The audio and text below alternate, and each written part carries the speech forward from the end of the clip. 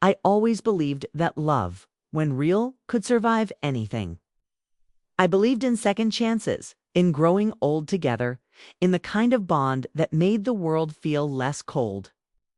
For years, that belief was wrapped around one woman, Laura.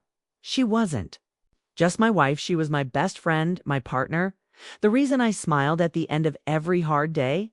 We met in a little bookstore in Chicago on a rainy Thursday. I cracked a joke about her picking up a romance novel with a shirtless guy on the cover, and to my surprise, she laughed. Not a fake, polite laugh, but a real one, the kind that starts in the chest. That moment, something clicked between us. She told me she had a son, 5 years old, named Tyler. His father had walked out when he was just a baby. That didn't scare me. I didn't hesitate. I fell for her with all the mess, the baggage, the quiet sadness in her eyes. I saw her heart before I saw anything else. Fast forward 9 years, we lived in a peaceful suburb outside Detroit. I worked long hours in HVAC providing for us, saving for Tyler's tuition, doing what I thought a good man does. Laura worked part-time at a clinic and kept our home warm, beautiful, filled with candles and soft music in the evenings. It wasn't flashy, but it was ours. Tyler had grown up into a respectful young man. He called me Mark, sometimes even Dad when it slipped out. I never corrected him. I was proud of him more than he probably ever knew. When he got into college out west, I cried in private. That boy I once taught to ride a bike was now a man. But something shifted this summer when he came home from school. It was subtle at first. Laura stopped reaching for my hand in bed. Her smile didn't quite reach her eyes. She said she was tired a lot. She stayed up later than usual, and I'd sometimes hear soft whispers from the living room when I was heading to bed. I blamed it on stress, maybe on aging. Maybe we were just going through a quiet patch, like couples do. Then, one Thursday night I'll never forget, Ty came home 2 hours early from a service call. I'd grabbed Laura's favorite pad thai on the way back. Thought I'd surprise her. I didn't call, I just walked in quietly. The house was dim, the lights soft. I smiled to myself, imagining her curled up on the couch with a book, maybe some tea. That was our routine, but what I saw instead shattered every belief I had about love, loyalty, and family.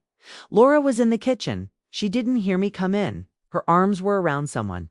She was kissing him slowly, deeply. It wasn't a mistake. It wasn't confusion. It was Tyler.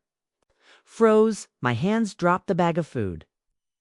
I heard the thud of the containers hitting the floor, the quiet slosh of curry spilling out. Laura spun around, eyes wide. Tyler turned to, and what I saw in both their faces wasn't fear, was guilt. Heavy, thick guilt. The kind that comes from something real, something more than a one-time mistake. I didn't yell, didn't cry. I couldn't. My throat closed up. My heart stopped beating for a second. I just stood there watching the woman I married and the boy I raised, as something inside me died. Laura tried to speak. Her lips trembled. Mark, please, it's not what you think, but we both knew that was a lie. Tyler didn't say a word. He just looked at me like a man who had done the unforgivable and couldn't even ask for forgiveness. I turned around and walked out of the house. The summer air outside felt cold. My chest was heavy. The stars above looked dim. I sat in my truck and stared at my hands, shaking, wondering how something so pure could turn so rotten without me ever noticing. My wife, my stepson, the two people I loved most, how did we get here? And deep inside, an even darker thought echoed. How long had this been going on? Asterisk, the night I caught Laura and Tyler together didn't end with screaming or broken furniture. It ended in silence deep, echoing silence that followed me everywhere I went.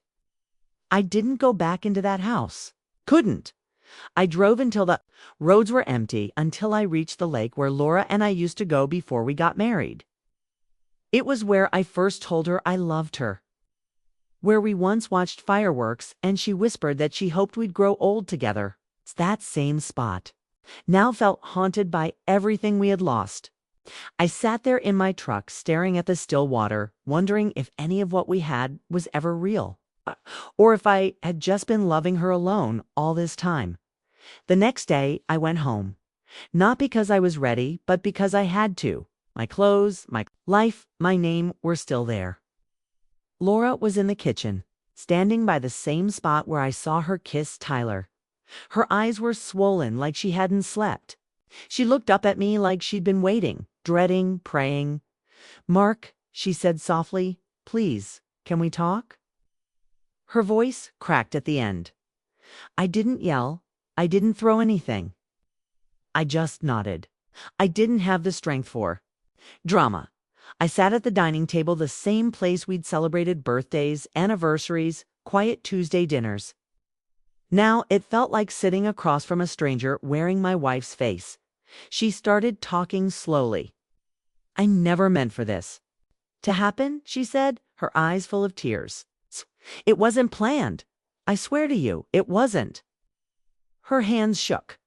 I felt invisible, Mark, for a long time. "I know you work hard. I know you've been doing everything for us." But I felt like I didn't matter anymore, like I was just part of the background. Those words hit me like a punch to the chest. I had sacrificed so much extra shifts, skipped vacations, even my own health at times just to keep our family safe, secure. I thought I was being a good man, good husband. And here she was telling me that while I was busy trying to protect our future, I'd somehow abandoned her in the present. Then she told me about Tyler, how it started over spring break. Late night talks, glasses of wine, conversations, she claimed.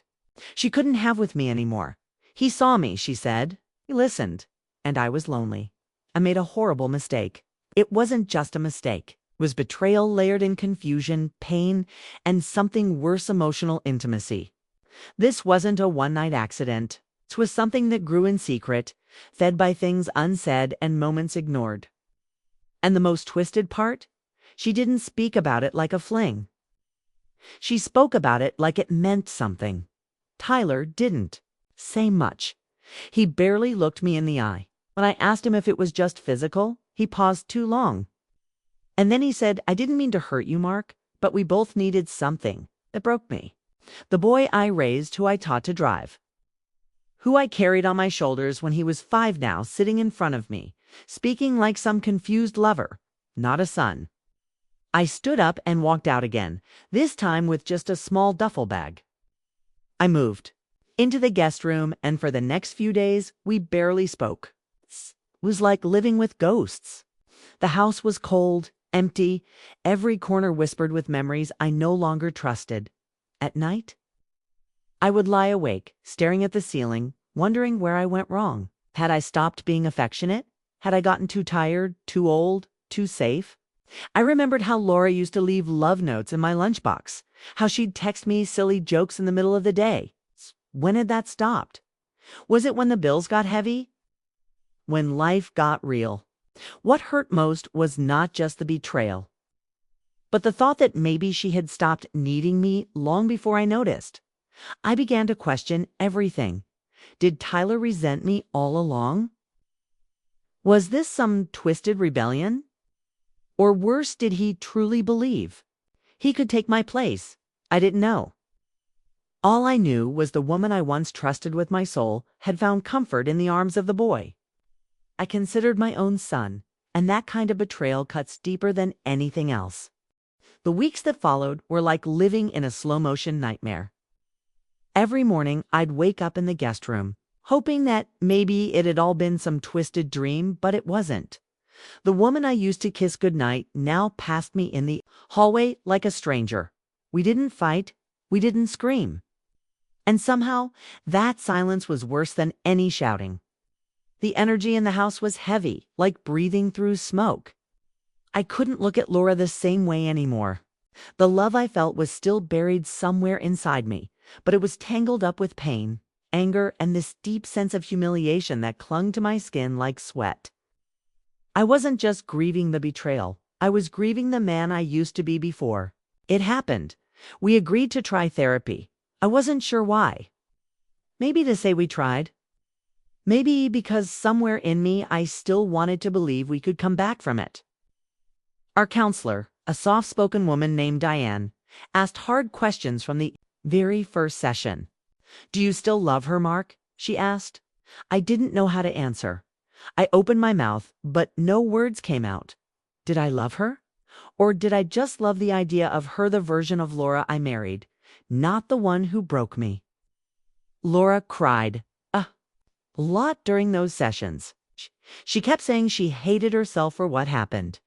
But what I couldn't shake was how she looked when she was with Tyler that night I caught them. She didn't look confused or ashamed. She looked connected, like she wanted to be there. That image haunted me, and no matter how many times she apologized, I couldn't erase it. Tyler left a week after the confrontation. He packed up his things quietly and told Laura he was going back to campus early. He didn't say goodbye to me. Just left a short note on the kitchen counter that said, "I'm sorry, that was it. 2 words. After everything." That's all he gave me. But the damage was already done. The walls of our house still held the memory of what happened. Our bedroom became a museum of old dreams. I couldn't sit on the porch without remembering the summer nights we drank wine and talked about the future. I couldn't look at our wedding photo in the hallway without feeling like a fool. Then one night, I found an old photo stuffed in a drawer. It was taken years ago at a beach in Traverse City, Laura, Tyler, and me.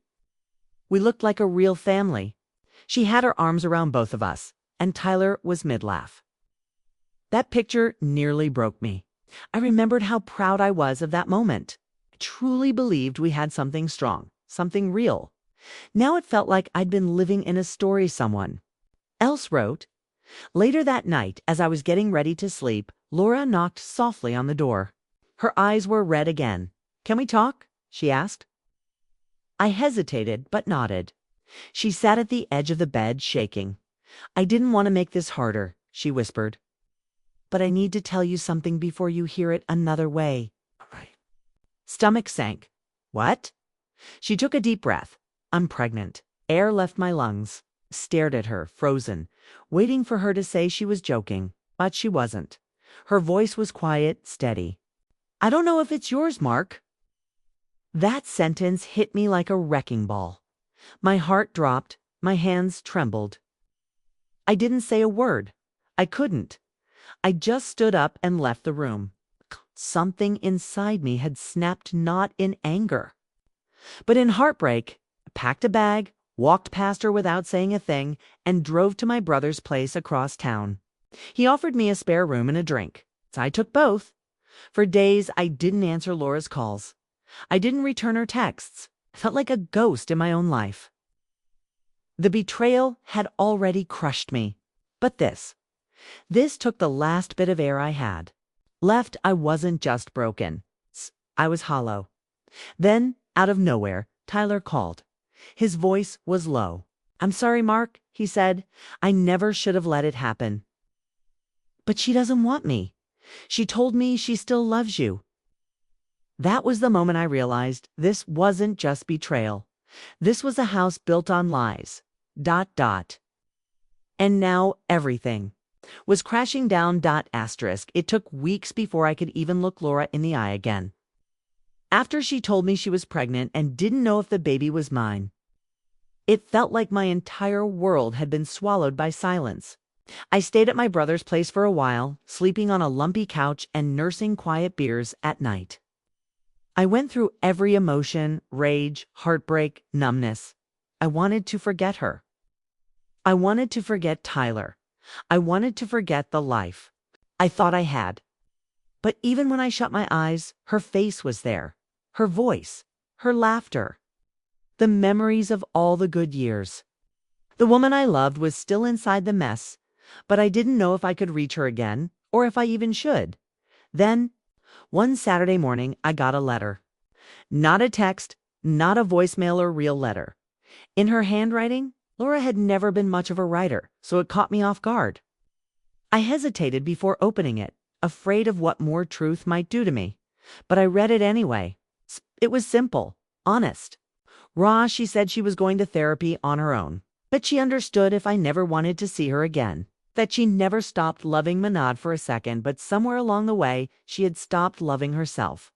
She said she was sorry not just for what she did, but for letting the distance between us grow so wide that she started looking for warmth somewhere else.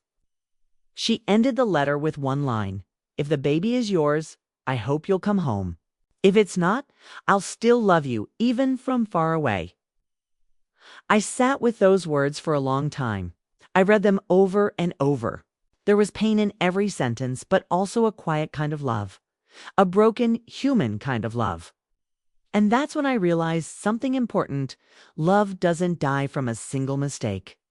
It dies when two people stop fighting for it. Maybe she had failed me. Maybe I had failed her too. I hadn't seen how lonely she felt. I hadn't noticed how much she needed more than just my hard work. She needed my heart. And I'd stopped giving it without even realizing. I decided to meet her. One last time, no expectations, just answers. We met at the same lake where we first said, "I love you." She was sitting on the bench, hands folded, stomach just beginning to show. Her face was tired but softer than I remembered. I sat next to her, and for a moment neither of us said a word. The wind moved the water gently, like the world was holding its breath with us. "I got the paternity results yesterday," she said quietly. "It's yours, Mark." I didn't know whether to feel relief or grief. I just stared at the water, letting the words settle inside me. I had a child on the way with a woman who had betrayed me. And yet, even through all the pain, I still loved her. Maybe not in the same innocent way I used to, but in a deeper, messier, more real way. "I don't know how to forgive you yet," I said finally, "but I don't want to lose the family we built." She nodded, eyes full of tears. "Then let's start over," she whispered. "Not from where we left off, but from where we really are." We talked for hours that day about everything, about the things we ignored, the love we still had, the child that was coming. Tyler wasn't a part of the conversation. He had gone back to school, and we both knew the damage there would take years to heal, if ever. But we chose right then to begin again. Not because it was easy, not because everything was suddenly perfect, but because love is a choice, and we both still wanted to choose it. Months later, I held my daughter for the first time. She had Laura's eyes. And as I cradled her tiny body in my arms, something inside me healed. Not completely, but enough to believe again. Life doesn't come wrapped in neat little boxes. Love doesn't always follow the rules. But if you can walk through fire together and still want to hold hands at the end of it, then maybe, just maybe, it was real all along.